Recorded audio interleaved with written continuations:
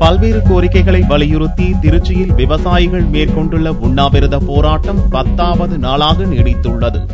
திருச்சியில் தமிழக பாரதிய கிசான் சங்கத்தைச் சேர்ந்த 100க்கும் மேற்பட்ட விவசாயிகள் தொடர் உண்ணாவிரத போராட்டத்தில் ஈடுபட்டு வருகின்றனர். செப்டம்பர் 5ஆம் தேதி துவங்கிய போராட்டம் ஞாயிறன்று 10வது நாளாக நீடித்துள்ளது. தினந்தோறும் விதவிதமான போராட்டம் நடத்தி வரும் விவசாயிகள் ஞாயிறன்று ஆதிவாசி போல இலைகளை கட்டிக்கொண்டு போராட்டத்தில் ஈடுபட்டனர்.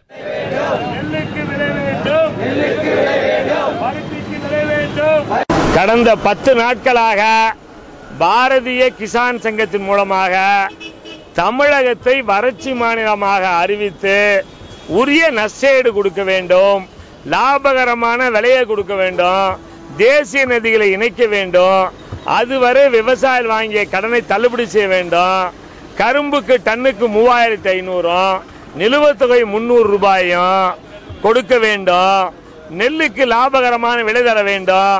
லாபகரமான விலை கொடுக்காதனால விவசாயம் எல்லாம் இன்னைக்கு பிச்சைக்காரன் தொலைக்கு வந்துட்டாங்க. எங்க வேஷ்டி சட்டையெல்லாம் அவுத்துக்கிட்ட மாதிரி அவுத்து விட்டாங்க. தினந்தோறும் ஒவ்வொரு விதமாக போராட்டத்தில் ஈடுபட்டு வரும் விவசாயிகள் 14 நாட்கள் உண்ணாவிரத போராட்டம் நடத்தப் போவதாக அறிவித்துள்ளனர்.